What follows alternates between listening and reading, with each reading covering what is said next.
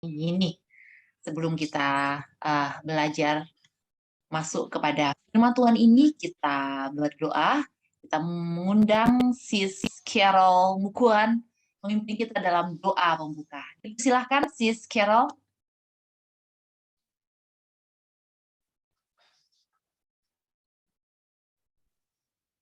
Mari kita berdoa, kita satu dalam doa. Bapa kami dalam kerajaan sorga, yang kami sembah siang dan malam, terpujilah nama-Mu Tuhan, oleh karena kasih karunia Tuhan yang selalu melimpah kami rasakan, terutama di sepanjang hari ini ya Tuhan, boleh jaga dan lindungi kami, sehingga kami boleh berkumpul lagi di Zoom online ini untuk mendengarkan firman-Mu. Tuhan, berikan kami Roh Kudus-Mu, biarlah hati kami boleh diberikan kerendahan hati, untuk supaya ketika kami mendengarkan akan firman-Mu di sore hari ini, melalui Kak Lady, itu boleh terpetrai di dalam hati dan pikiran kami, sehingga ya Tuhan, kami dapat mempersiapkan diri kami, untuk supaya akan menghadapi masa-masa yang sulit di dalam kehidupan kami.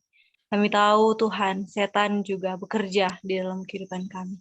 Tapi kami mau tetap yakin dan percaya bahwa ketika Tuhan bersama-sama dengan kami, ketika karakter Yesus sudah ada di dalam diri kami, maka segala sesuatunya kami akan lewati dengan pertolongan Tuhan. Bapa di sorga, berkati Kak Lady yang akan membawakan seminar di sore hari ini. Biarlah Tuhan lindungi dia. Biarlah juga Tuhan boleh berikan dia Roh Kudus-Mu, supaya dapat berkata-kata sesuai dan seturut dengan kehendak Tuhan. Dan kami dapat mengetahui mana yang benar, apa yang harus kami lakukan yang berkenan di hadapan Tuhan. Berkati juga jaringan yang ada sore hari ini ya Tuhan. Biarlah Tuhan mau menghalau segala gangguan yang akan terjadi, sehingga jalannya seminar ini boleh berlangsung hanya sesuai dan seturut dengan kehendak Tuhan. Dan kami semua boleh mendapatkan berkat dari sorga. Kami memasrahkan akan seluruh kehidupan kami ke dalam tangan pengasihan-Mu, kehendak-Mu yang selalu terjadi atas kehidupan kami, Bapa. Dengar dan sempurnakan doa kami. Di dalam nama-Mu kami berdoa dan mengucap syukur. Amin. Amin. Silahkan Sis Lady bawakan firman Tuhan, jangan mengingini. Oke, baik. Terima kasih. Pelajaran kita sore hari ini adalah perintah yang ke-10. Perintah ke-10 ini bukan sekedar hukum, tetapi ini perintah. Oleh karena ini perintah, maka ini harus dilakukan. Karena kita terikat dalam kontrak. Kita terikat dalam kontrak. Untuk ke surga itu harus ada kontrak. Ya. Siapa pemberi pekerjaan dan siapa yang bekerja. Kita terikat di dalam kontrak. Oleh sebab itu, perintah-perintah Tuhan ini adalah bagian dari kontrak kita dengan Bapa dan anak. Jadi ada 3 pihak di dalam kontrak ini, Bapa, anak.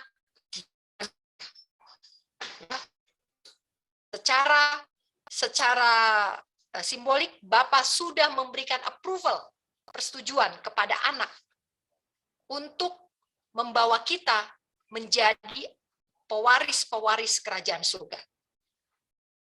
Ya. Dan sekarang sebagai bukti bahwa kita adalah bagian dari kontrak itu, maka kita wajib untuk menurut kepada perintah-perintah yang mengikat kita di dalam kontrak menuju ke surga. Perintah ke-10, jangan mengingini. Kita belajar dari kata asal katanya, bahasa Inggrisnya covet, Keluaran 17. Panjang lagi, masih ada panjang ya. Tetapi di sini kata mengingini itu artinya dalam bahasa Inggris adalah covet. Yang dalam bahasa Ibrani kamat, ya.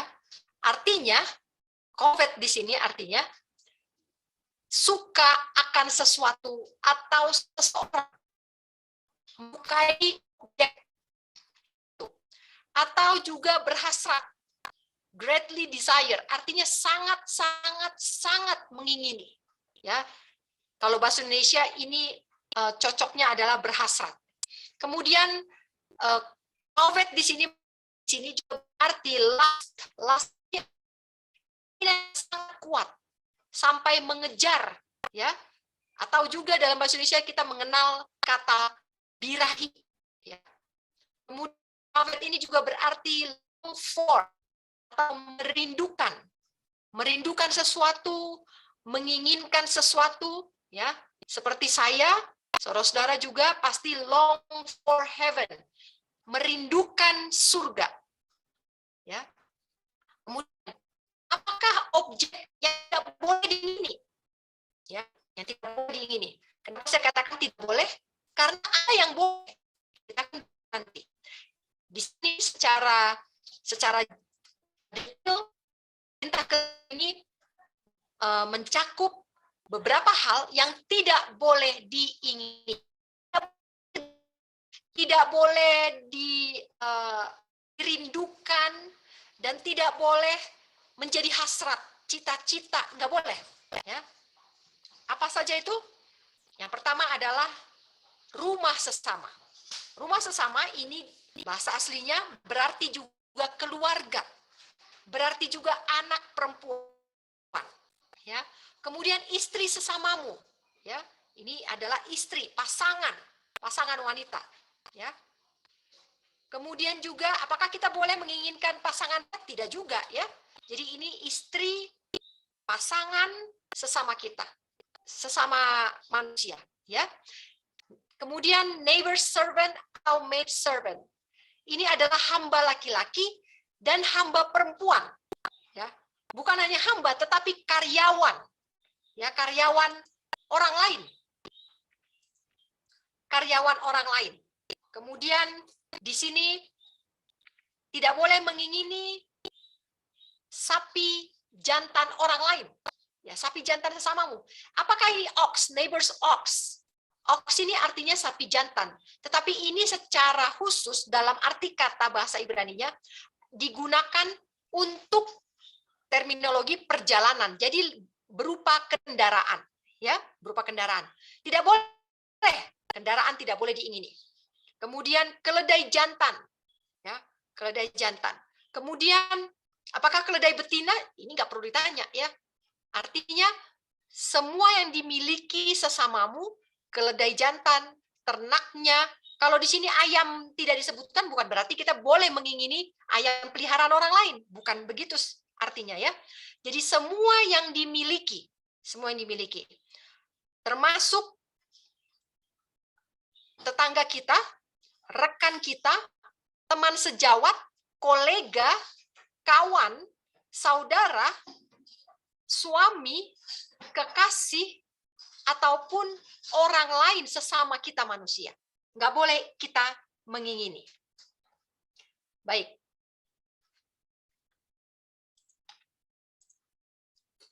Roh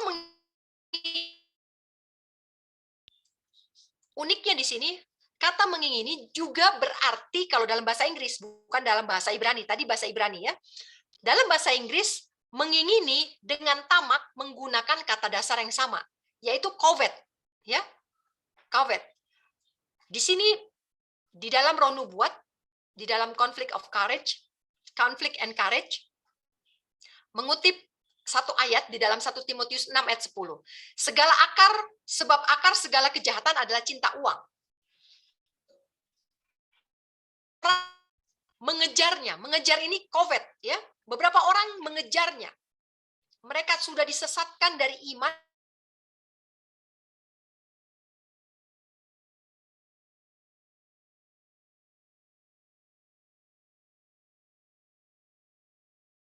dan telah menyiksa di bawahnya, menjelaskan apa arti dari 1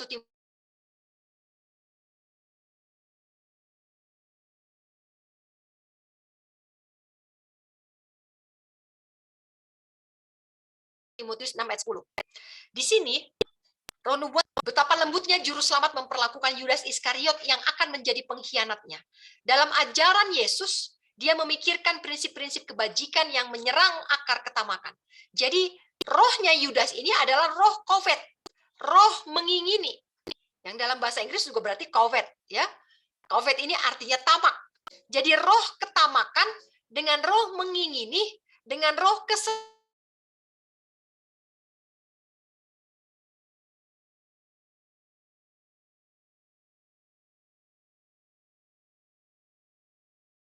keserakahan ini sama, ya. Dia punya mental subsidi. Kenapa saya katakan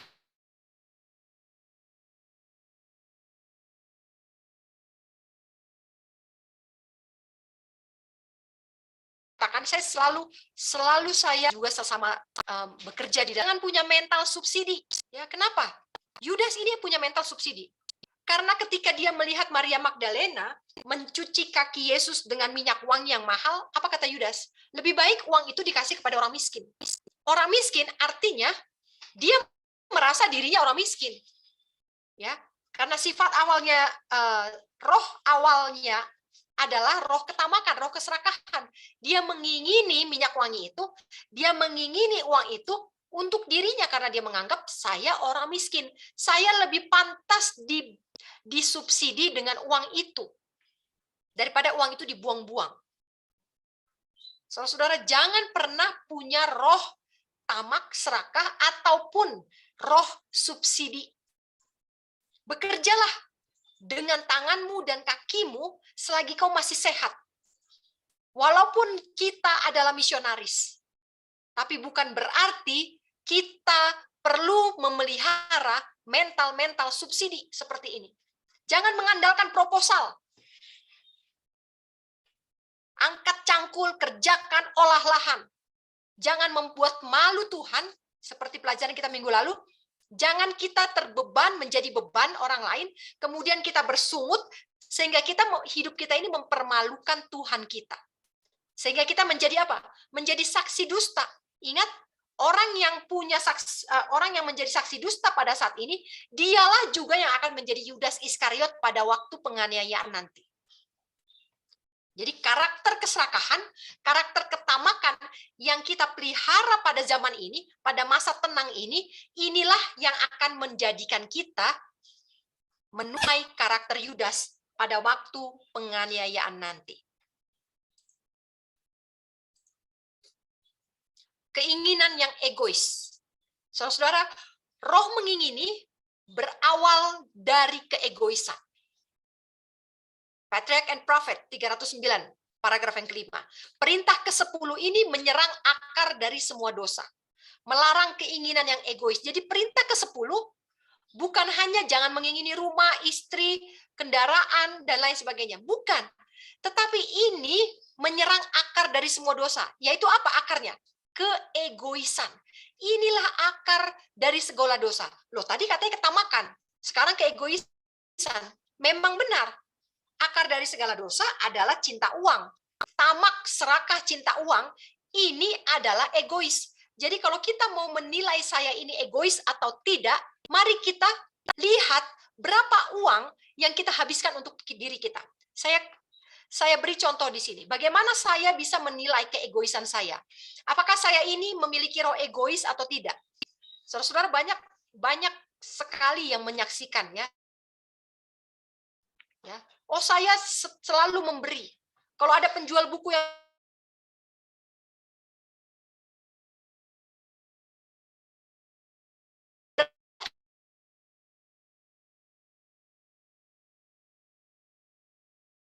cinta uang adalah akar, and Prophet katakan akar semua dosa. Artinya egois. Sekarang mari kita nilai. Pendapatan saya per bulan, contoh, adalah 1 juta. Nomor 1, saya pisahkan persepuluhan 100.000, 10%. Kemudian saya pisahkan persen juga. Saya pisahkan ucapan syukur saya 100.000.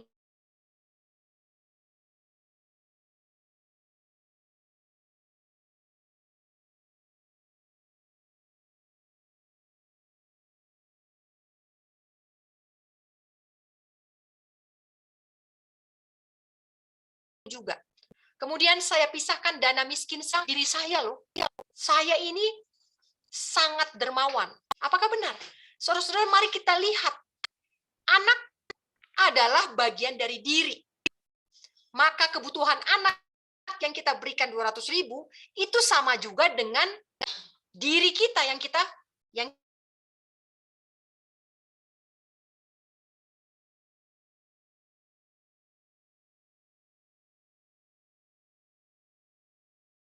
kita suplawan. Kenapa? Karena orang tua itu diri saya. Sehingga kalau kita jumlahkan 5, 6, dan 7, saya menghabiskan uang 600.000 untuk diri saya, berarti 400.000 saya habiskan untuk orang lain, untuk Tuhan. Sehingga perbandingannya adalah 400.000 untuk yang di luar diri, 600.000 untuk diri. Itu artinya egois? Masih egois. Saudara-saudara, masih lebih banyak. Masih lebih banyak saya memperhatikan diri saya. Masih lebih banyak saya mensuplai diri saya ketimbang yang di luar diri saya. Ini masih egois perhitungan ini. Ini egois. Ya. Bagaimana caranya supaya tidak egois? Ini resepnya. Testimonies for the Church. Mereka yang hal-hal kecil tidak akan memiliki kekuatan moral untuk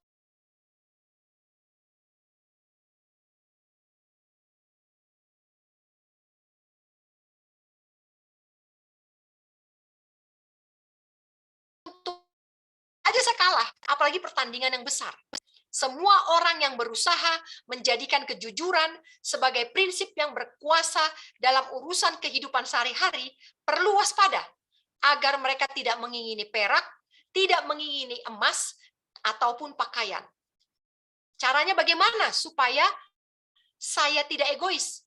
Puas, ketika mereka puas dengan makanan dan pakaian yang sederhana, akan mudah untuk menjaga hati dan tangan dari kekotoran batin, ketamakan, dan ketidakjujuran. Apa perisai untuk menolak? Apa rahasia untuk bisa lolos dari ujian perintah ke-10? Puas dengan makanan dan pakaian yang sederhana. Ini dulu. Ya. Kalau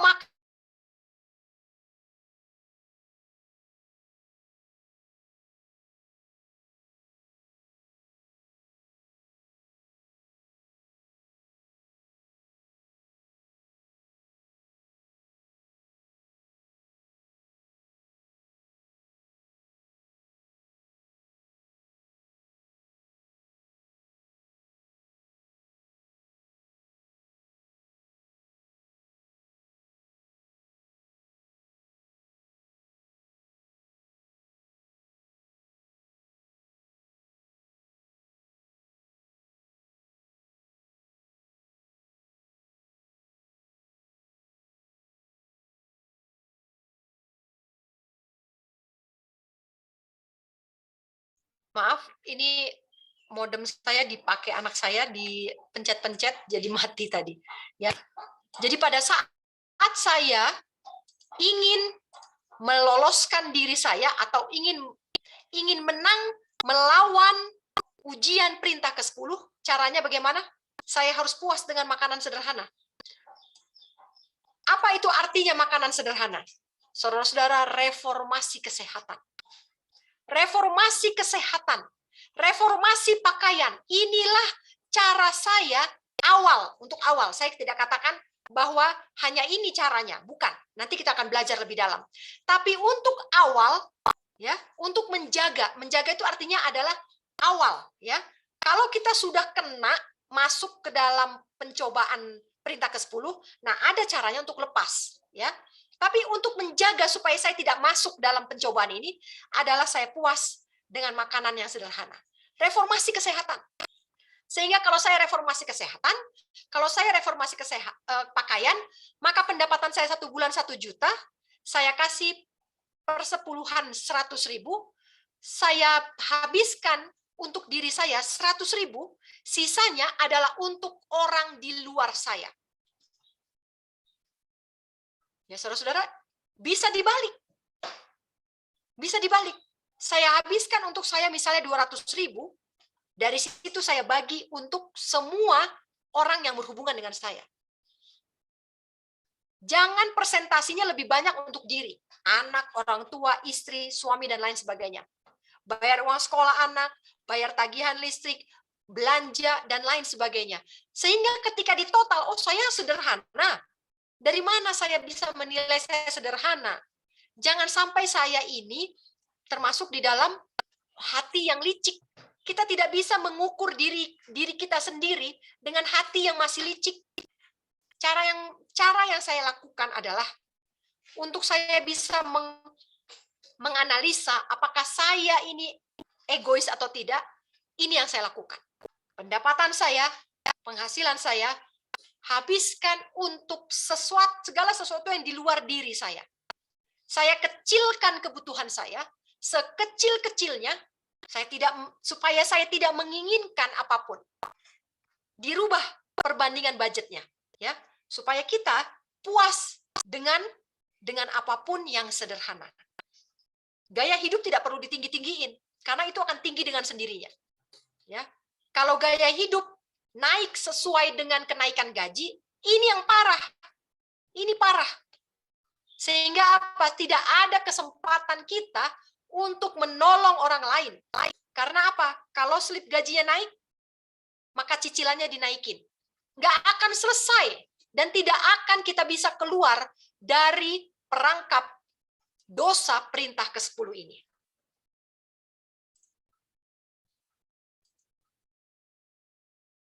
Saudara-saudara, perintah ke-10 ini, kalau dilanggar, akan menuntun kepada pelanggaran perintah ke-7 dan 9. Ya. Contohnya adalah Raja Salomo. Roh Nubuat menyatakan bahwa orang-orang yang melanggar janji pernikahan mereka dengan menunjukkan kasih sayang dan perhatian yang tidak semestinya kepada lawan jenisnya, anak-anak kita adalah anak-anak perjanjian. Dan kalau kita tidak lagi memiliki iman yang murni, kita tidak lagi memiliki kepercayaan yang suci kepada Tuhan, maka itu artinya saya sudah berkhianat. Orang-orang yang menyeleweng, orang-orang yang berzina, apa yang menyebabkan mereka berzina? Karena mereka mengingini istri orang lain. Atau mereka terlalu akrab dengan wanita lain yang belum menikah. Perilaku sembrono ini membuat mereka melanggar perintah ke-7. Jadi saudara-saudara, ketika saya melanggar perintah ke-10, maka ini bisa menuntun saya kepada pelanggaran ke-7. Pelanggaran perintah ke-7. Ataupun pelanggaran perintah ke-9. Bisa juga kepada pelanggaran perintah ke-6.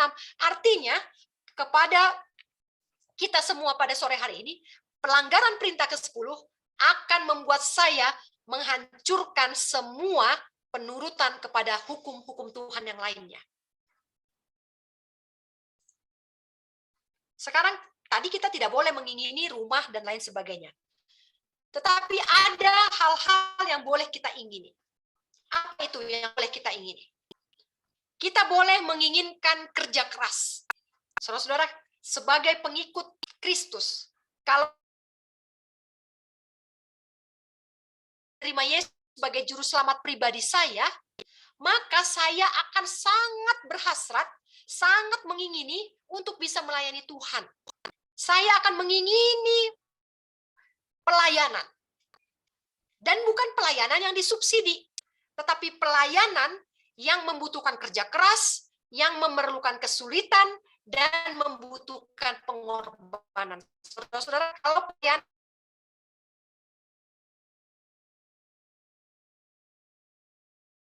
katanya melayani kor ke sana kemari ke luar negeri, kalau diongkosin tidak ada pengorbanan.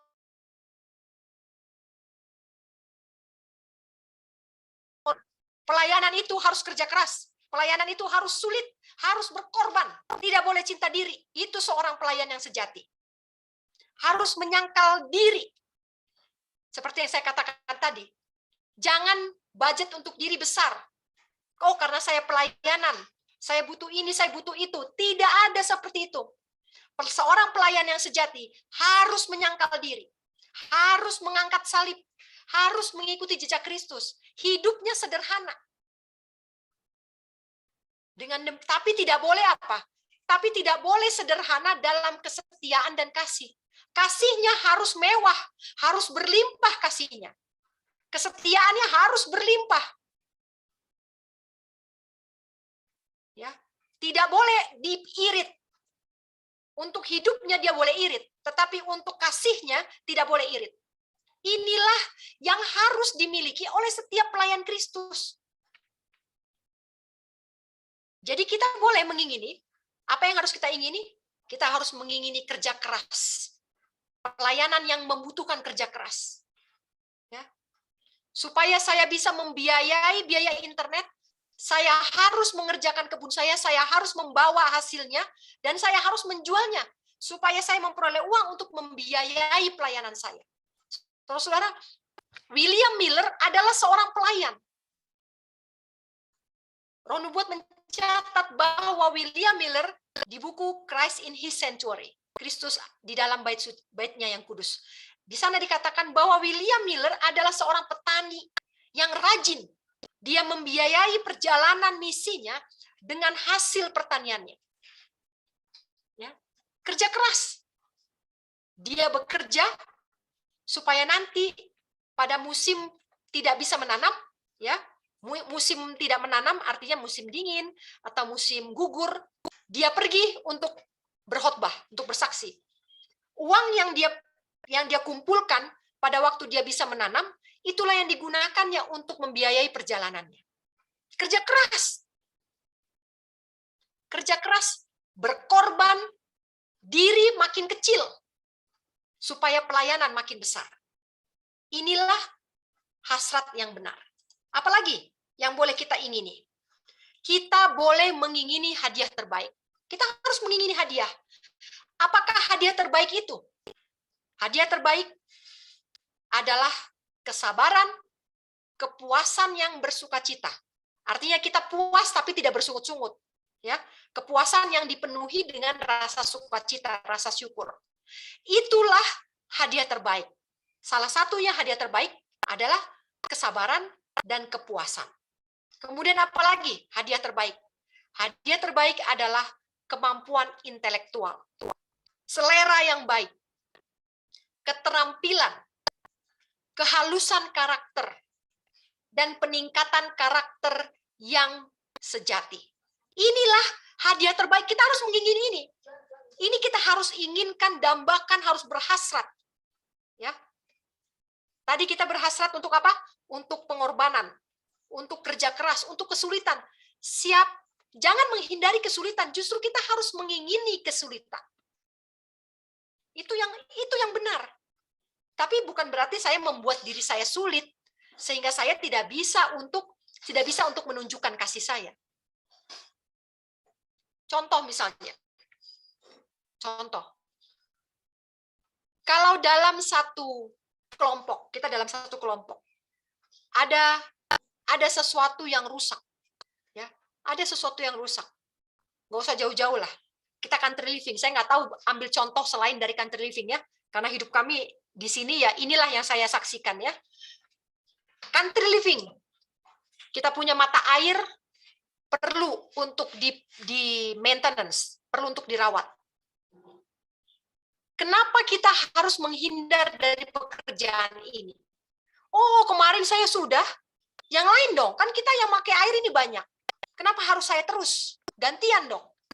Saudara-saudara, tidak akan ada peningkatan karakter kalau saya menghindari kesulitan. Kalau saya menghindari kesulitan. Kenapa saya harus mengurangi pengorbanan? Pengorbanan tidak boleh dibatasi. Tidak boleh dibatasi. Kepuasan diri boleh kita batasi. Tapi pengorbanan, cinta kasih, dan kesetiaan tidak boleh dibatasi.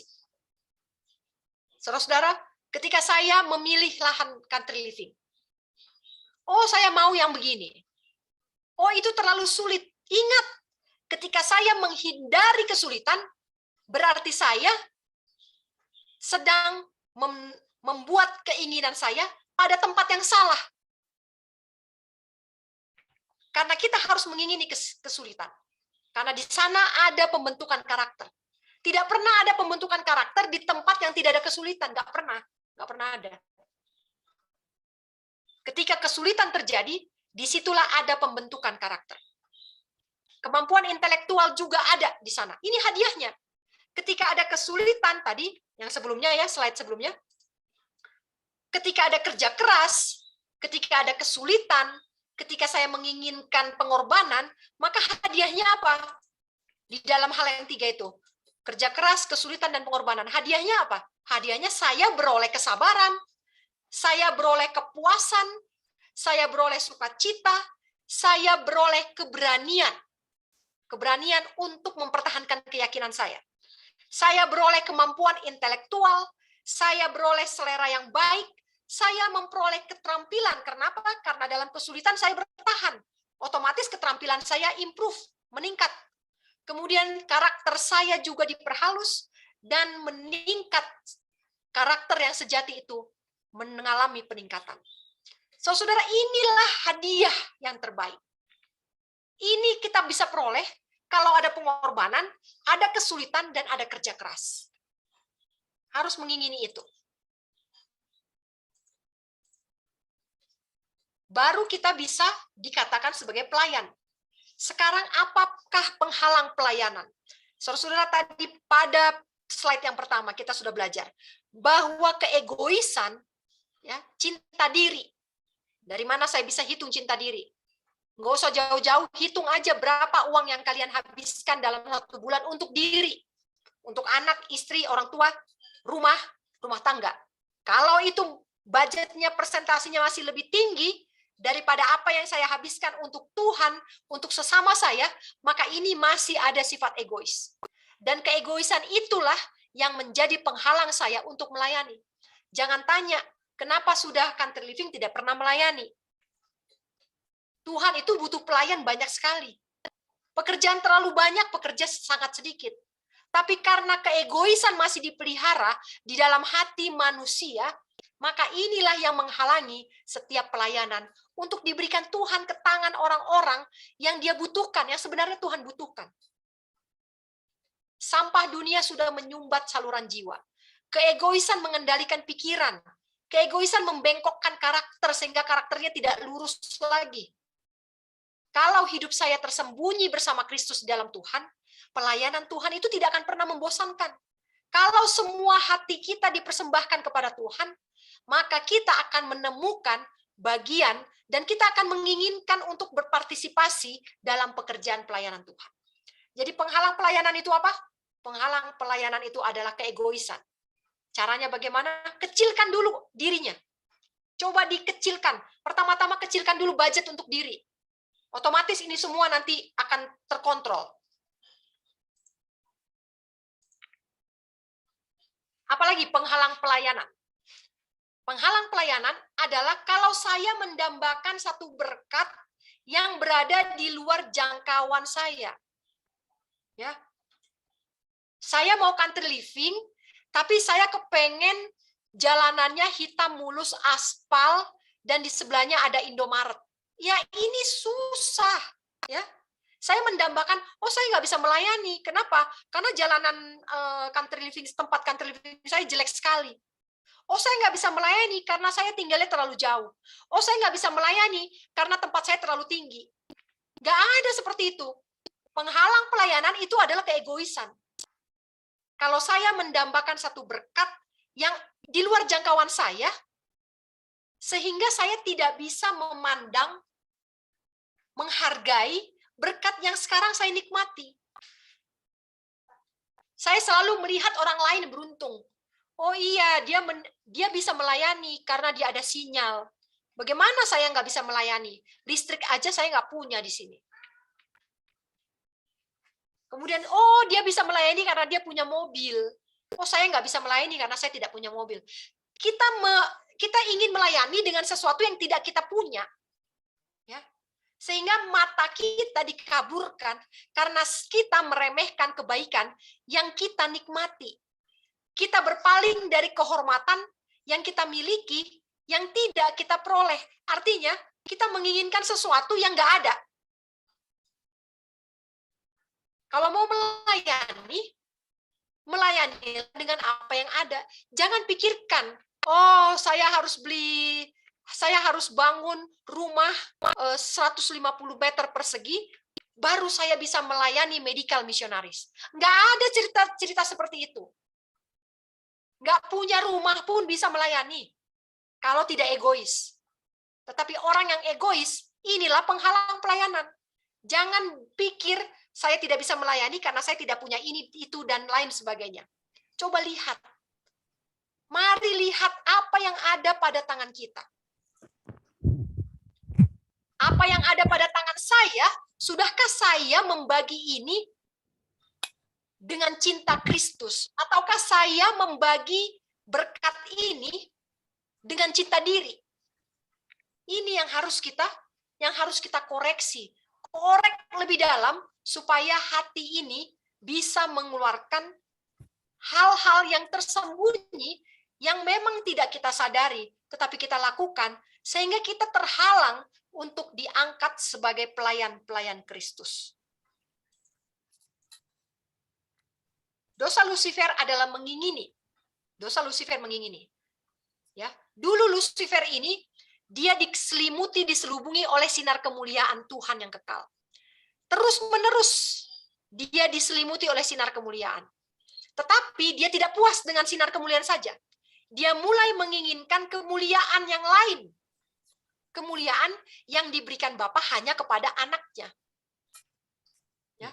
Dia sudah dapat sinar, cahaya kemuliaan dia sudah dapat, tapi dia menginginkan dua kemuliaan. Padahal Tuhan sudah kasih kemuliaan ini untuk anak, kemuliaan yang ini untuk Lucifer. Tapi Lucifer ingin yang satu lagi. Yang dia nggak punya, dia ingin itu. Ya, seperti tadi. Saya bisa melayani kalau saya punya mobil. Sudah tahu nggak punya mobil. Kenapa harus berpikir melayani dengan mobil? Ya. Lucifer juga seperti itu. Dia berpikir kalau dia bisa melayani dengan lebih baik, kalau dia dimuliakan seperti anak. Sehingga inilah yang menjadi jalan dosa yang dibawa Lucifer kepada alam semesta. Saudara-saudara, apalagi yang harus kita inginkan? Kalau saya mengasihi Yesus, saya akan senang hidup untuk Dia. Hidup untuk Kristus itu apa? Mempersembahkan persembahan syukur, bekerja melayani Tuhan, ya. Pekerjaan yang kita lakukan untuk Kristus itu pasti akan ringan. Gak ada pekerjaan Kristus berat, gak ada. Ya. Karena apa? Karena saya mencintai Yesus.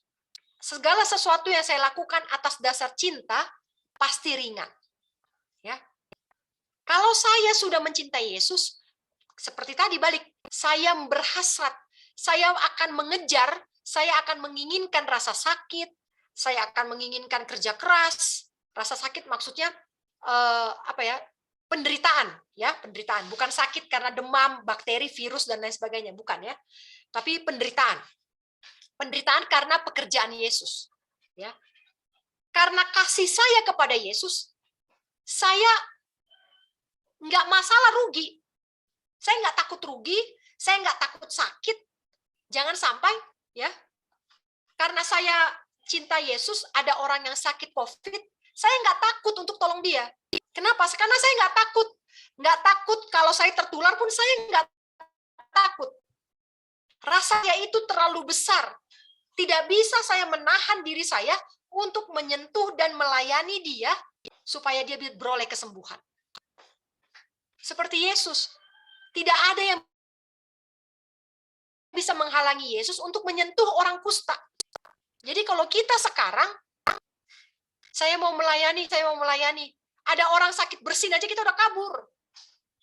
Ya. Bersin satu kali kita udah kabur. Udah jaga jarak. Bagaimana mau melayani seperti itu? Kita harus menginginkan rasa sakit. Kita harus menginginkan kerja keras. Kita harus rugi. Jangan takut rugi. Ketika saya menginginkan pelayanan Kristus, diri ini semakin kecil dan Yesus akan semakin besar. Inilah agama yang sejati. Inilah agama Kristus. Apapun yang tidak sama dengan itu penipuan. Ya, itu penipuan. Saudara-saudara, slide saya yang terakhir.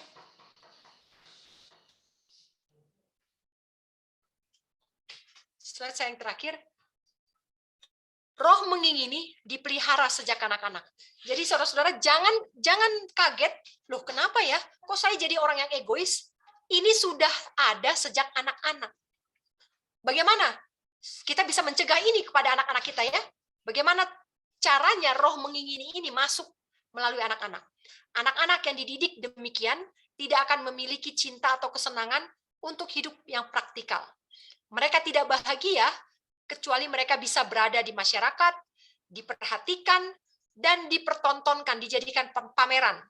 Mereka mengingini tepuk tangan dan kekaguman orang lain, dan merasa kehilangan bila mereka tidak menerima sanjungan. Hidup yang seperti itu membuka pintu lebar bagi setan untuk masuk dengan godaannya, untuk memikat mereka berbuat dosa. Saudara-saudara, anak-anak yang dibesarkan dengan pujian, oh, bagus sekali. Kemudian ulang tahun dikasih hadiah. Sahabat 13 dikasih hadiah. Juara 1 dikasih hadiah. Dipuji, dipanggil ke depan. Saudara-saudara, ini adalah penipuan ya. Sekolah-sekolah Advent saat ini sudah memupuk roh mengingini pada anak-anak muridnya. Karena saya dulu juga mengalami ini. Ya. Yang juara kelas dipanggil ke depan, dikasih piagam, dipertontonkan, dipoto, ya, disalamin, seakan-akan seperti seorang tentara yang yang baru pulang menang dari medan perang. Saudara-saudara, sikap seperti ini ya akan membuat anak-anak kita tidak bisa melepaskan diri dari roh mengingini. Children talent di gereja dipertontonkan. Oh, dia bisa ayat hafalan 100 ayat, dipertontonkan, dapat piagam, dapat piala. Saudara-saudara, berhentilah kalau saudara adalah anggota majelis, berhentilah merancang program-program seperti ini. Ini menghancurkan roh Kristus dalam diri anak-anak kita. Ulang tahun, ya, anak-anak ulang tahun dikasih hadiah, penghargaan. Saudara-saudara, baca buku Adventist Home. Ketika anak saya ulang tahun, yang saya harus lakukan adalah saya harus suruh dia berkorban. Saya harus suruh dia berkorban. Di rumah kami kalau ada yang ulang tahun, kalau ada pembagian apapun, siapa yang berulang tahun, dialah yang harus tidak kebagian. Dan ketika bekerja, dialah yang harus bekerja lebih banyak bebannya.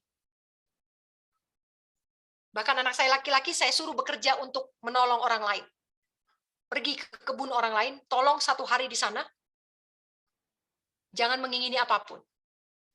Suruh berkorban. Bukan pada waktu ulang tahun anak kita dikasih hadiah, dicium, diselamatin, dibikin pesta. Ini akan memupuk roh mengingini dalam diri anak-anak. Jadi nggak usah heran, ketika besar, mereka akan muncul dengan sosok manusia yang egois, dan kemudian akan stres sendiri dengan keegoisan itu. Dan mereka akan menemukan diri mereka sulit untuk menjadi pengikut Kristus. Saudara-saudara, mari perhatikan. Apakah langkah kita sudah benar? Roh keegoisan, roh mengingini, akan menghalangi saya naik mencapai tangga nomor 8. Kenapa? Tangga nomor 8, apa yang ada di tangga nomor 8? Tangga nomor 8 adalah melayani orang lain, berkorban demi orang lain, menyelamatkan orang lain, menginjil, haus dan lapar akan kebenaran. Sementara keegoisan adalah tangga nomor 4. Tangga nomor 4, penyerahan. Sudah nggak punya reputasi, sudah give up hartanya, uangnya, sudah give up ketakutannya, kekhawatiran sudah nggak ada lagi. Ini baru bisa naik ke lantai 5, ke tangga nomor 5. 6, 7, dan 8. Kalau ini keegoisan ini belum kita patahkan, maka kita akan stuck di tangga nomor 4, nggak naik-naik. Stuck di situ. Terus aja pelihara keegoisan, terus. Nggak peduli ini Sandelo udah ditandatanganin bulan lalu, nggak peduli digital money akan diberlakukan pada bulan 10 di Amerika, nggak peduli Jokowi bilang kelaparan akan datang, masa yang lebih gelap akan datang tahun 2023, kita masih stuck di lantai 4.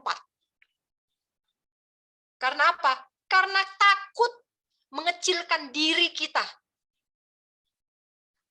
Kecilkan diri kita. Press habis diri kita. Supaya bisa berbuah untuk orang lain. Tapi jangan tekan, jangan press, jangan dikecilkan pelayanan kita kepada orang lain. Saudara-saudara boleh irit budget makan di rumah untuk diri. Tetapi kalau ada tamu di rumah, kalau ada orang lain di rumah, jangan buat seperti itu kepada mereka. Kepada orang lain tidak boleh. Kasih kepada orang lain tidak boleh dibatasi. Pengorbanan untuk orang lain tidak boleh dibatasi. Tapi untuk diri saya, jadikanlah diri ini menjadi yang paling kecil dan paling nggak penting. Jadi kalau ada prioritas, mana duluan? Diri, orang lain, Tuhan. Langsung hilangkan diri. Oh, ini nggak penting. Diri saya nggak penting. Langsung hilangkan. Karena nggak mungkin kita bisa mencapai tiga-tiganya. Setia kepada Tuhan, baik kepada orang lain, diri juga kita manjakan, nggak mungkin. Tiga-tiga ini nggak mungkin.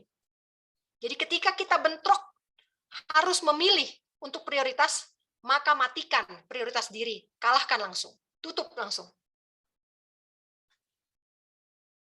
Dengan demikian kita bisa naik.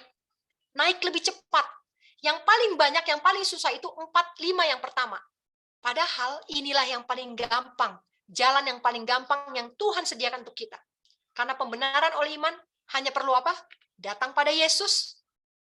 Katakan, ini dosaku. Tolong ambil.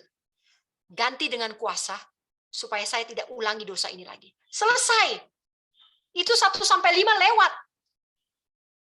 Hanya segampang itu. Tapi banyak orang stuck, berhenti di tangga nomor 4. Kenapa? Karena keegoisan cita diri.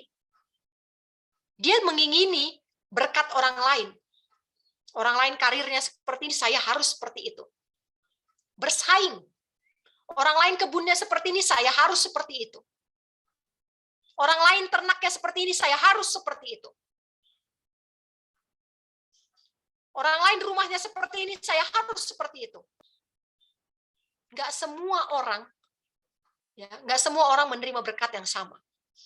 Apa yang ada pada tangan kita, hargailah itu. Lihatlah, dengan berkat yang ada ini, sudahkah saya membaginya lebih banyak untuk orang lain atau lebih banyak untuk diri sendiri? Berkat yang ada aja sudah masih lebih banyak digunakan untuk diri, apalagi kalau ditambah berkatnya.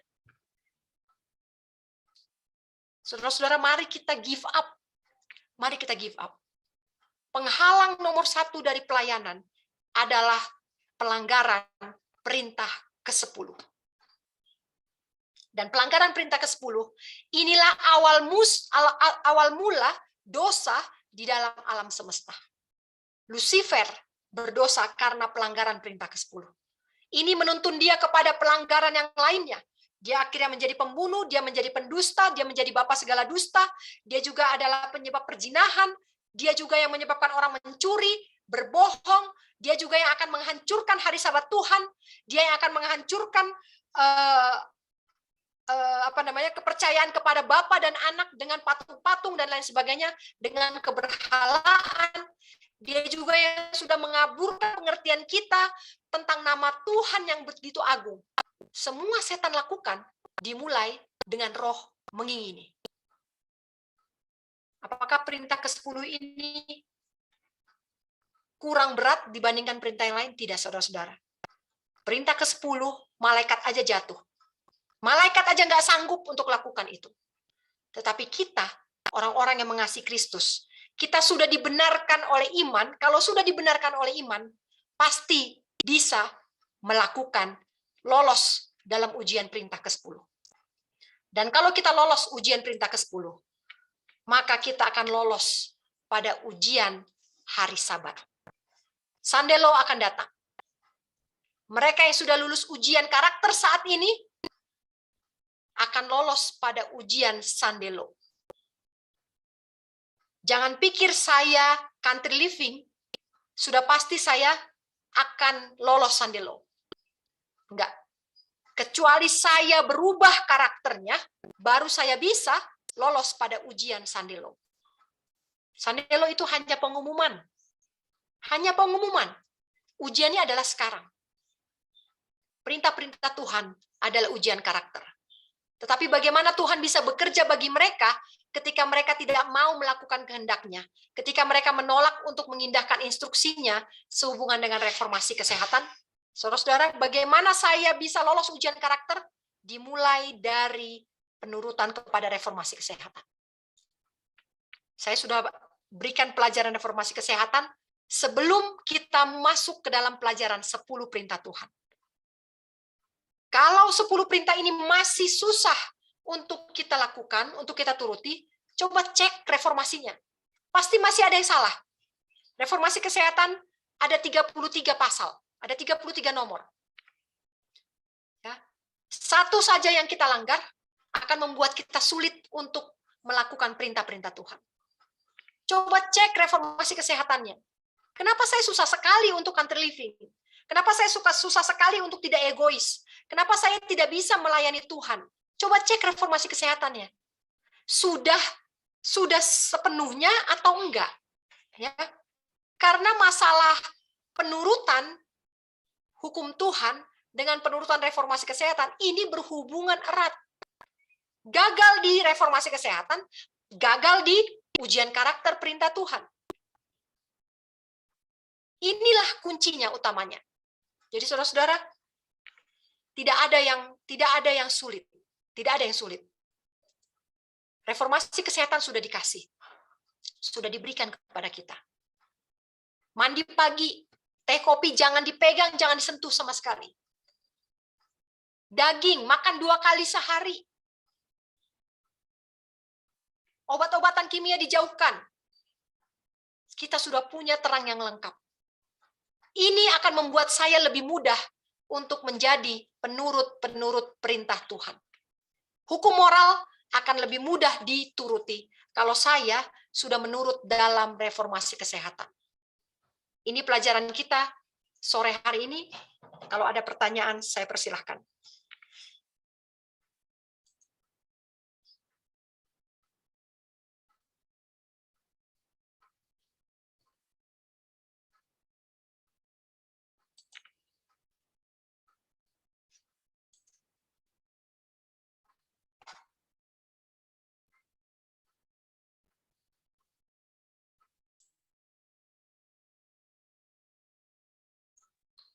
Kalau ada pertanyaan atau ada tambahan, saya persilahkan.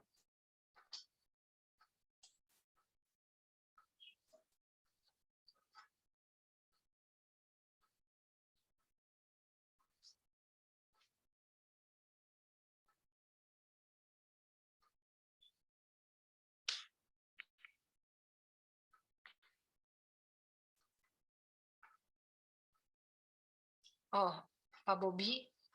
Oke, dari pembahasan. Ya, silakan Pak.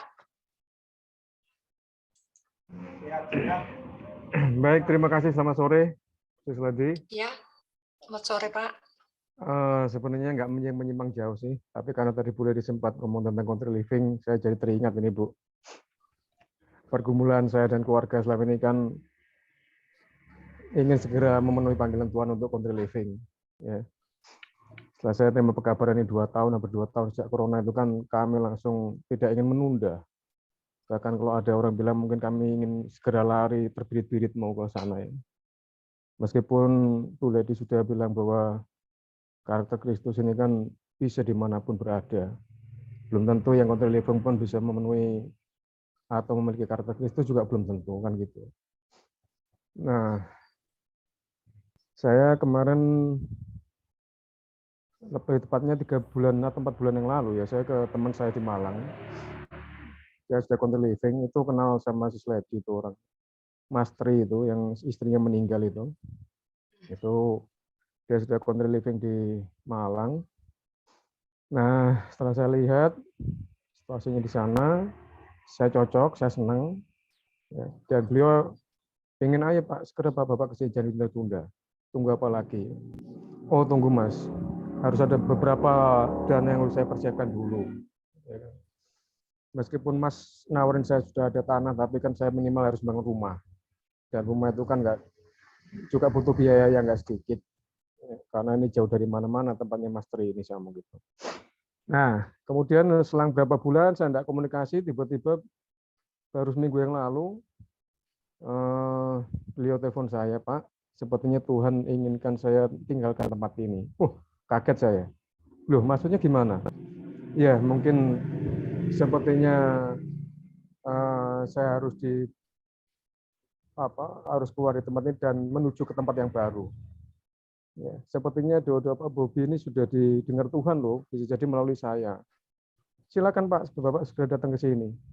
Ini Bapak sudah nggak usah beli tanah, nggak usah bangun rumah. Ini Tuhan sudah sediakan buat Bapak. Wah, kaget saya setelah terus terang kaget.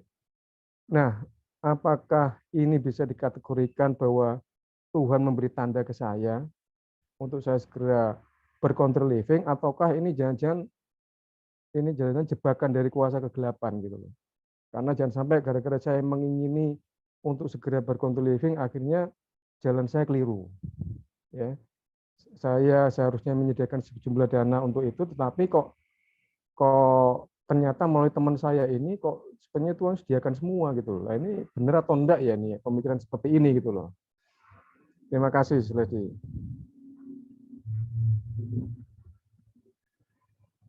Halo. Tadi saya keputus. Jadi Gimana? Bapak tidak jadi ke Malang.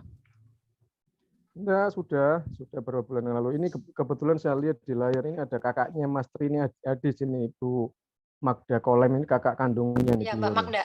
Ya. Nah, Ya. itu saya ke sana sama Mbak Magda ini, karena Mbak Magda ini teman saya SMA dulu, Sis Lady. Oh iya. Jadi saya akrab sama beliau, ini akrab dari SMA. Ya. Nah, kemarin tuh saya hubungi adiknya itu, kok tiba-tiba menawarkan, siapa tahu Pak ini Bapak harus tempati di sini. Saya sebenarnya Tuhan akan utus ke tempat yang lain, yang begitu. Loh, kamu kan beli tempat ini. Loh, saya enggak beli Pak, Tuhan sediakan semuanya. Waduh, loh nanti kamu di tempat yang baru gimana? Ya jangan khawatir Pak, Tuhan pasti sediakan. Waduh, saya rasanya dengan jawabannya beliau ini saya kayak kecil tadi. Luar biasa anak muda ini sambil ini kan. Kok bayangkan loh, anaknya 3 kecil-kecil, tinggal istrinya meninggal, dia sendiri di hutan jauh dari mana-mana. Tapi dia, waduh, tidak ada beban sama sekali. Dan ini mau ada ancang-ancang untuk meninggalkan tempat, dan tempatnya disuruh saya untuk menempati. Ini gimana, Sis Lady? Menurut pandangan Sis Lady yang sudah berkontrol living, apakah saya akan turuti ini atau seperti apa? Terima kasih. Ya, jadi kalau memang, jadi gini Pak, nggak usah heran kalau Mas Tri seperti itu ya, karena orang-orang yang sudah melewati level 4 tadi yang saya share tadi Pak, yang udah nggak punya kekhawatiran ya, ini apa ya, akan lebih mudah untuk nggak bakalan dia takut mau pergi kemana juga nggak bakalan takut gitu. Jadi memang hanya pertamanya aja takut. Aduh gimana ya nanti. Tetapi kalau kita sudah lewatin tangga nomor 4 ini, artinya pembenaran oleh iman ini udah beres. Nah, ini yang 6 sampai 10 ini gampang banget gitu loh. Jadi kalau ada yang mau ke sini, ya nggak apa-apa, kasih aja. Nggak ada lagi yang mau kita tahan. Karena apa? Ya saya kenal dengan orang yang Pak Bobi sebutkan itu ya. Kami kenal baik, sangat baik, ya, sangat baik. Ya, saya bisa bilang bahwa kami punya roh yang sama, ya, untuk melayani ya dalam pelayanan. Tetapi memang kalau kepada orang yang baru, ya, yang baru menapaki tangga-tangga ini akan apa ya? Waduh, gimana ya? Tapi ketika kita sudah dobrak pintunya, pintu ketakutan itu kita sudah hilangkan, nggak ada lagi, Pak. Nggak ada lagi yang menakutkan di dunia ini. Bahkan untuk nggak jadi 144.000 aja saya nggak takut. Nggak apa-apa. Tuhan Yesus nggak jadi datang pun nggak masalah. Hukum hari Minggu nggak jadi diberlakukan pun buat saya nggak masalah. Ya. Jadi kalau saya lihat Bapak bergumul untuk tanah, nggak punya tanah. Sekarang tanahnya ada. Sekarang Bapak bergumul untuk yang nggak ada. Rumah. Nanti kalau rumahnya ada pun ada lagi, Pak, pergumulan yang lain. Yang belum ada. Kita cari aja terus pergumulan di dunia ini banyak, Pak. Cari aja. Banyak. Tetapi kalau kita mau dobrak satu kali, itu setan pergi ngacir, Pak. Kabur. Ya. Tapi nggak mungkin saya bicara seperti ini kepada orang-orang yang baru. Ya, saya juga mengalami tahapan seperti itu. Tapi masalahnya saya mau dobrak. Sama seperti yang tadi, orang yang tadi Bapak ceritakan, teman saya itu. Dia juga mau dobrak, gitu. Ya, kami sama-sama memulai sesuatu yang di luar batas kemampuan kami, tapi kami dobrak pintu ketakutan itu, dan pintu itu tidak pernah ada lagi. Jadi sekarang tergantung Bapak. Bapak mau dobrak itu, tanahnya udah ada, dan ada rumah sederhana juga di sana kan? Sudah ada rumah sederhana, memang nggak terlalu besar, tapi cukup. Ya. Apakah Bapak masih ada lagi yang seperti saya tadi bilang? Berkat yang sudah ada, kita tidak lihat. Tetapi yang lain yang belum ada, kita damba-dambakan. Nah, ini sampai kapanpun nggak akan selesai, Pak. Jadi, jangan pikir country living itu adalah tempat terakhir. Jadi kita harus pikirkan matang-matang, memang harus pikirkan matang-matang. Harus berpikir A, B, C, D, ribet, Pak. Karena pada akhirnya kita akan bergantung sama Tuhan juga kok. Terakhirnya itu juga. Jadi kenapa nggak dimulai dari sekarang aja? Gitu. Itu nasihat saya buat Bapak, kira-kira seperti itu, Pak. Tapi saya pernah baca senang juga kutipan, pernah baca kutipan nubuat. Katanya itu kan belilah sebidang tanah kan gitu kan. Ya. Nah, dengan ini kan saya kan nggak disuruh beli sih. Ini kan saya suruh nempatin itu loh. Saya ini bener apa enggak ini nanti kok saya ke sana saya mikir gitu. Pak, disuruh beli Bapak nggak punya uang waktu itu ceritanya sama saya. Sekarang ada yang kasih gratis, Bapak curiga. Gimana, nah, ya, Pak? enggak, Susah, Pak.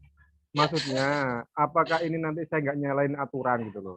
Kan saya kan gajinya kan nggak beli kan akhirnya kan. Gitu loh. Padahal perintahnya itu kan suruh beli. Pak, kan gitu. Bapak baca dulu buku Country Living. Bapak udah punya nggak buku Country Living? Oh, sudah. Nasihatnya bukan begitu, Pak. Nasihatnya bukan itu? begitu. Mau saya bacain, Pak. Nasihatnya begini. Belilah sebidang tanah dengan harga yang murah, kalau bisa gratis. Ada, Pak, itu. Kalau bisa gratisnya. Oh, ada gratisnya. Wah, itu gratisnya itu enggak kelihatan itu. Coba baca. Bapak punya buku Country Living, kan? Ada.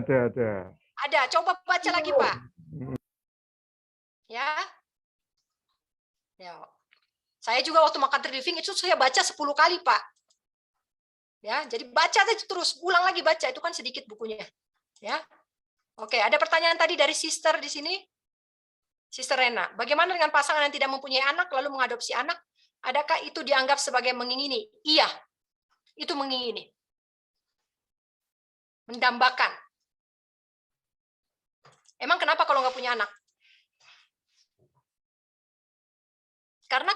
Karena kita hidup adalah untuk kemuliaan Tuhan. Ya. Dengan atau tanpa anak, harusnya tidak jadi masalah. Harusnya nggak ada yang bisa menggantikan cita-cita saya, hasrat saya, lebih besar daripada hasrat untuk memuliakan Tuhan, melayani Tuhan. Ya, mendambakan anak, iya, itu mengingini, roh mengingini. Oke. Lagi pertanyaan?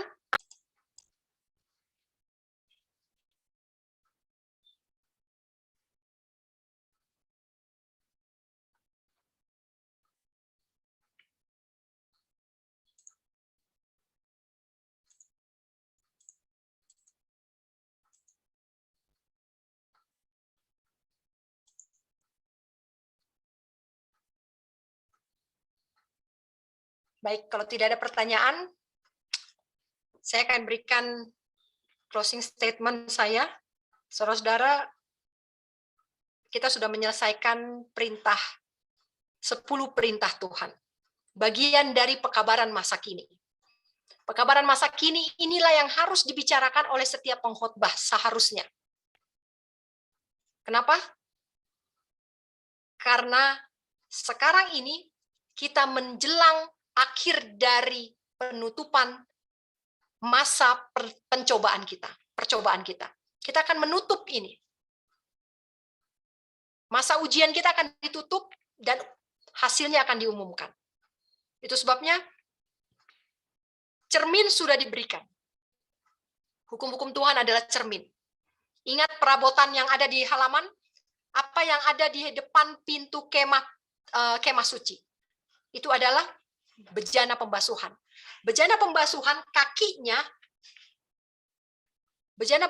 kakinya ini terbuat dari kaca.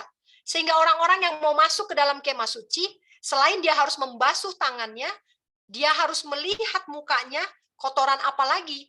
Dia harus berkaca di bejana itu.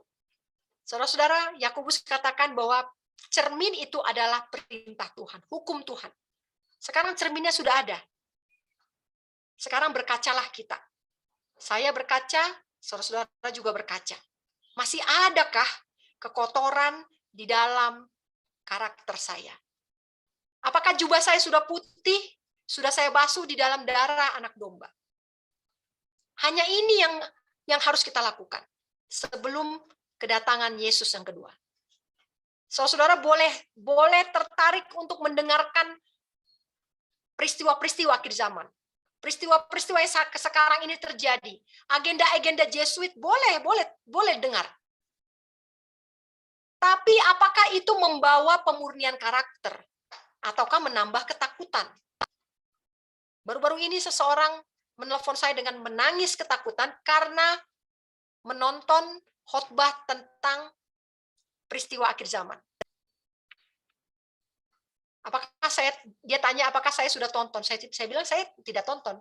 Kenapa tidak tonton? Bukannya saya tidak suka, tetapi saya sekarang sibuk untuk melihat diri saya apakah saya sudah siap atau tidak. Ya, saya bukan nggak peduli dengan kelaparan. Saya bukan orang yang nekat, nggak peduli dengan masa kesusahan. Tetapi masa kesusahan bisa saya atasi kalau karakter saya sudah putih, sudah bersih. Saudara-saudara, kalau saya diizinkan untuk tiba pada hari kedatangan Kristus, puji Tuhan. Tapi kalaupun tidak, saya nggak keberatan.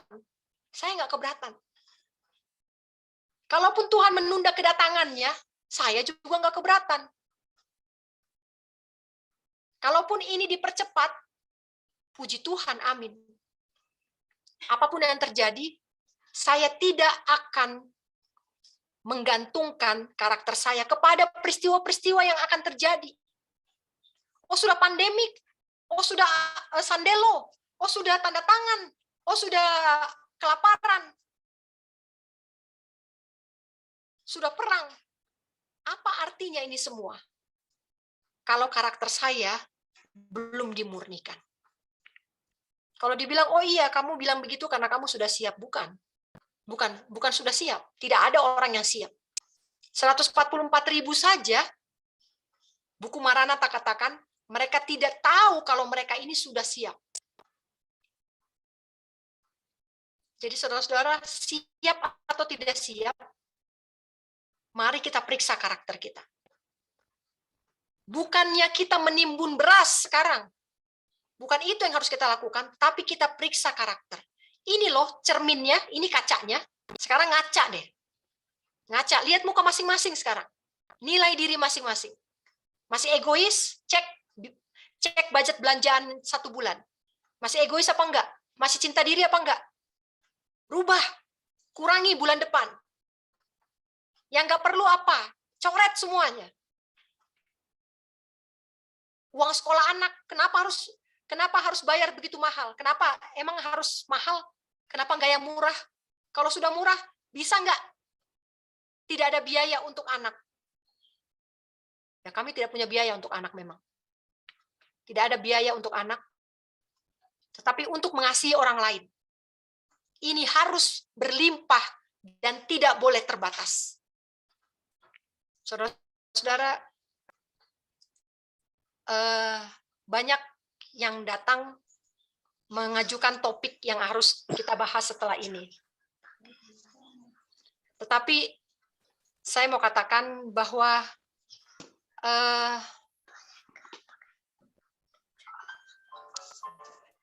saya harus katakan bahwa saya berjuang untuk mengadakan Zoom ini. Saya berjuang untuk mengadakan Zoom ini, dan terus terang saya bergumul 3 bulan ini untuk meneruskan Zoom setiap jam 4 ini. Tuhan mendatangkan banyak orang yang membutuhkan bantuan kami, dukungan kami. Dan ketika saya Zoom online seperti ini, saya harus siapkan 1 hari, bahkan dari hari Sabat, ya, untuk mempersiapkan diri, mempersiapkan roh saya untuk tampil membawakan firman Tuhan. Dan seringkali kami harus menolak kesempatan untuk menolong orang lain. Saya berpikir, apakah ini yang benar, Tuhan? Ya. Contoh, ada orang yang sakit, saya harus Zoom. Kemudian ada yang urgent, ya. Sampai pernah saya harus diminta Zoom dari rumahnya karena sudah kritis. Tapi saya bilang tidak bisa. Hati saya sedih, ya. Yang mana, Tuhan? Saya tidak bisa berada di dalam 2 tempat sekaligus. Banyak yang harus ditolong. Itu sebabnya, saudara-saudara, ladang terlalu banyak. Kenapa masih berlambat-lambat? Ladang terlalu besar. Kenapa masih berlambat? Kenapa memikirkan apa yang nggak ada? Sementara pekerja-pekerja Tuhan udah banting tulang sekarang.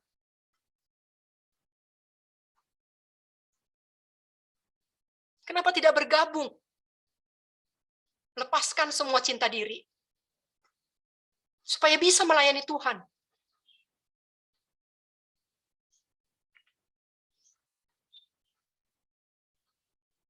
Tuhan tambahkan orang-orang kepada kami untuk belajar. Belajar segalanya, belajar segalanya. Bukan hanya firman Tuhan, tetapi belajar kerendahan hati, belajar menentukan skala prioritas, belajar mengurangi cinta diri. Tuhan kirimkan orang-orang seperti itu kepada kami. Dan saya tidak bisa berada di 2 tempat sekaligus.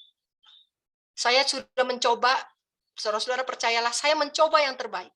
Saya sudah mencoba untuk pindahkan jam tayang ke jam 7 malam. 2 minggu yang lalu kita coba, ya, dengan topik kesehatan. Tapi saya tidak bisa membohongi diri saya. Kalau saya tayang jam 7 malam sampai jam 9, jam tidur saya sudah lewat. Jadi jam tidur saya adalah jam 7 ke jam 8. Kalau sampai jam 9 saya tidak tidur, maka saya akan terus terjaga, dan jam 2 itu adalah jam bangun saya, ya, jam biologi saya untuk bangun itu jam 2, jam 3.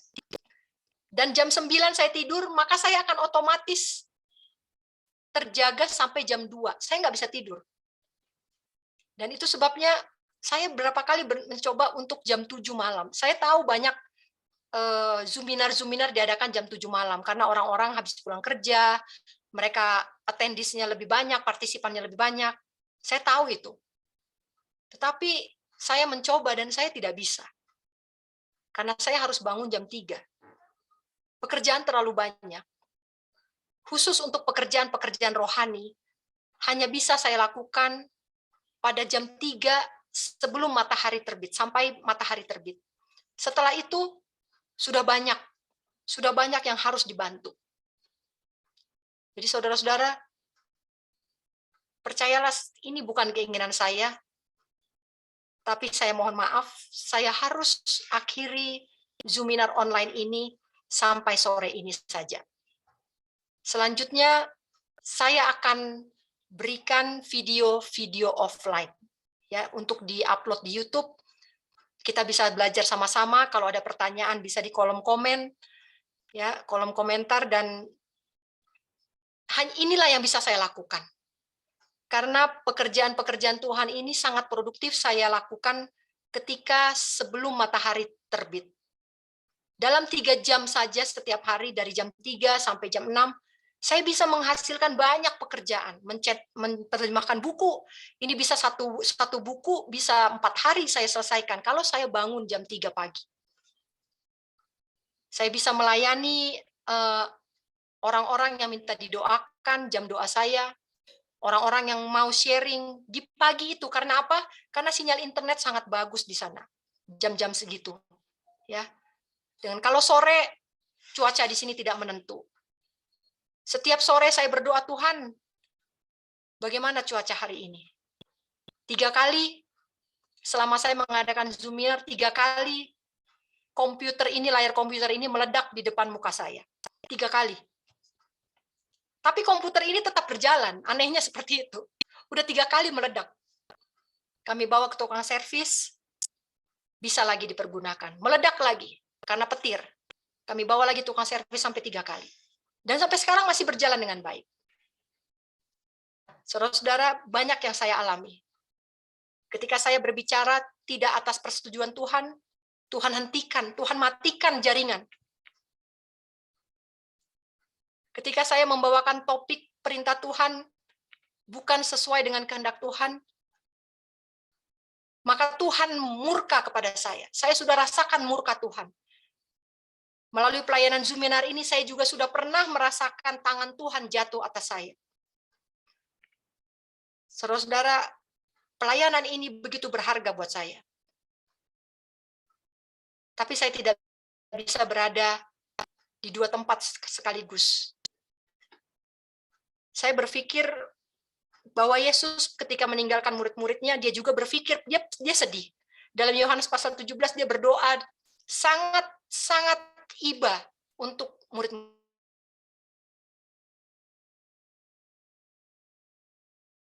Tapi kehadiran Roh Kudus menggantikan kehadiran Yesus secara fisik di dunia ini.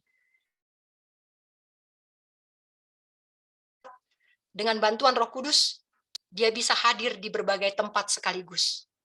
Saudara-saudara, saya yakin dengan video YouTube nanti offline, kita bisa lebih memperbesar ladang pelayanan. Kita bisa lebih memperbesar ladang pelayanan.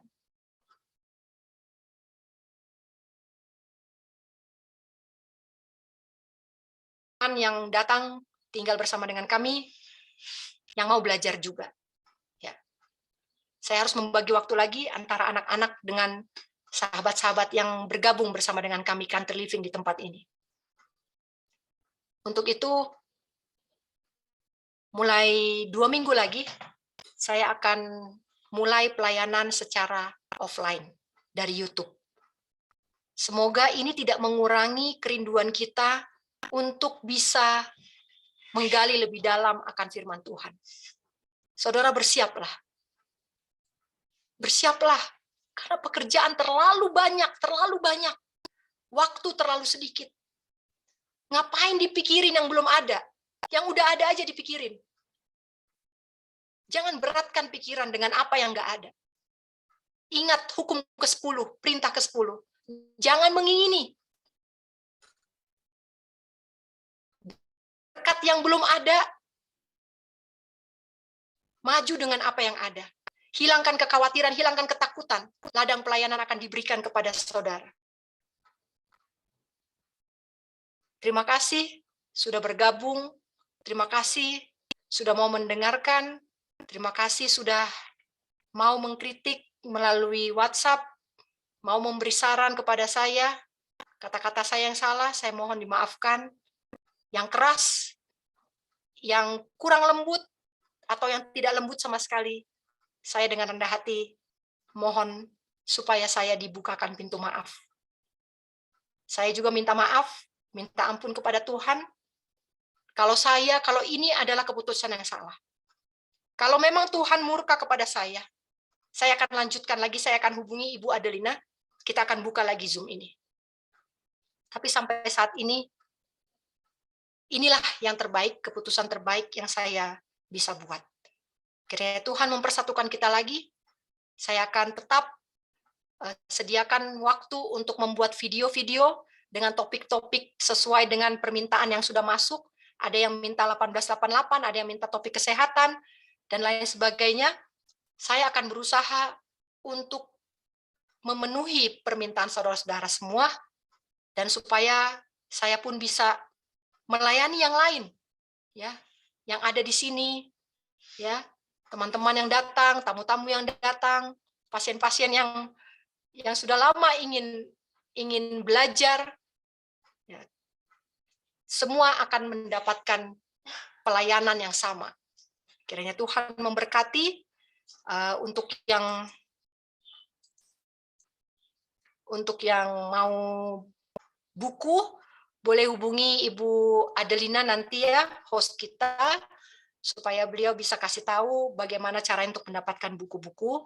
Ya, kiranya Tuhan memberkati kita semua.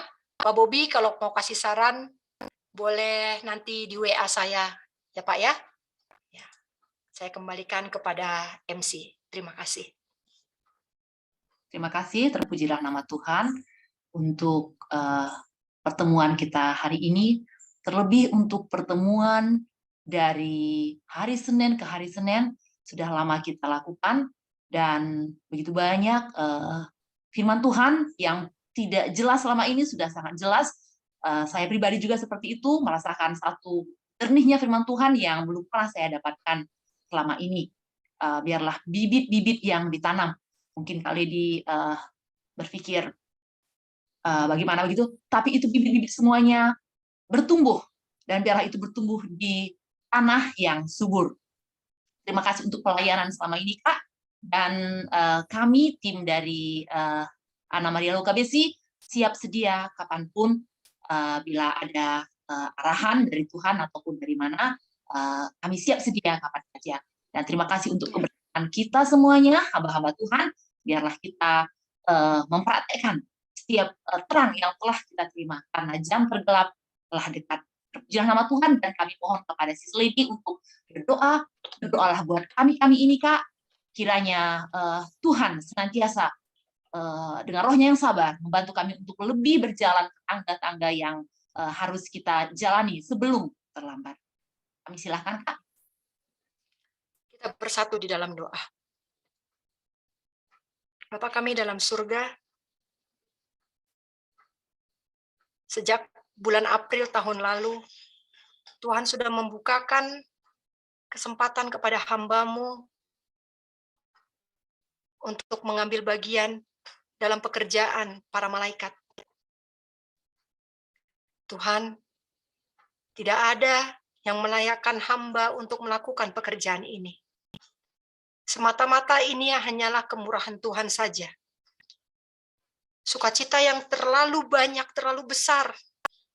Melalui pelayanan ini, Tuhan sudah bagikan kepada kami sekeluarga.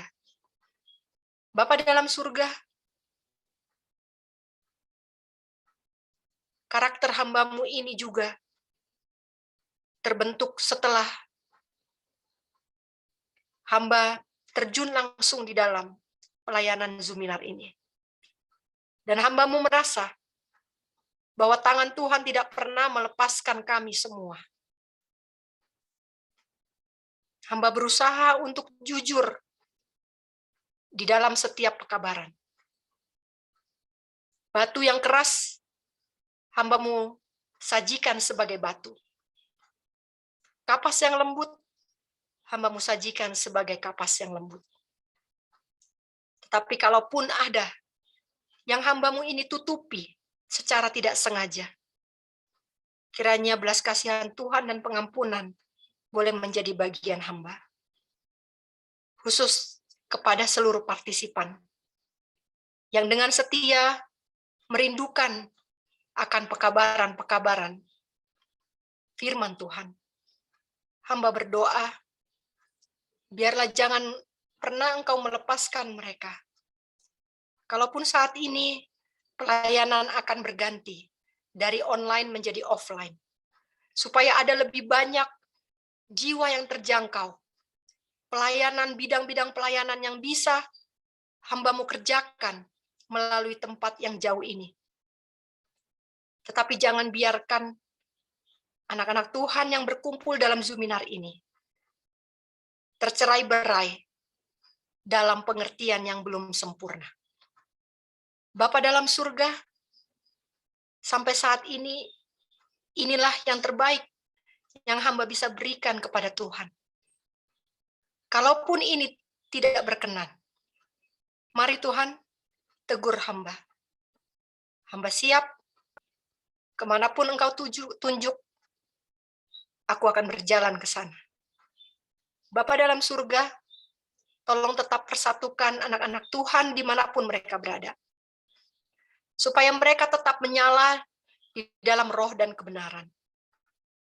Bantu mereka Tuhan untuk memperbaiki karakter, untuk berkaca kepada perintah-perintah Tuhan yang sudah dengan jelas hamba-Mu berikan. Bapa dalam surga, sempurnakan pemahaman mereka. Oleh karena hamba-Mu ini adalah orang berdosa, yang najis bibir. Engkau yang lebih tahu apa kekurangan yang mereka alami dalam hidup mereka masing-masing. Bentuk mereka seturut kehendak-Mu. Pakai mereka Tuhan, dimanapun mereka berada. Ladang terlalu banyak Tuhan. Bekerja sangat sedikit, karena terlalu banyak memikirkan diri sendiri. Bapa, cabut semua keegoisan dari akar-akarnya. Walaupun hati kami akan terasa perih Tuhan, sakit, menderita, tetapi ini akan menghasilkan buah-buah terbaik, yaitu karakter yang sempurna. Terima kasih Tuhan. Terima kasih karena dimanapun murid-murid Tuhan berada, anak-anak Tuhan yang rindu akan pekabaran Tuhan, Engkau akan bersama dengan mereka. Melalui Roh Kudus, Engkau tetap mempersatukan kami. Biarlah kecurahan Roh Kudus yang sudah tidak akan lama lagi dapat memeteraikan karakter kami, membentuk kami, dan akhirnya kami terima meterai itu. Kami tidak akan berubah sampai Maranatha. Terima kasih ya Bapa.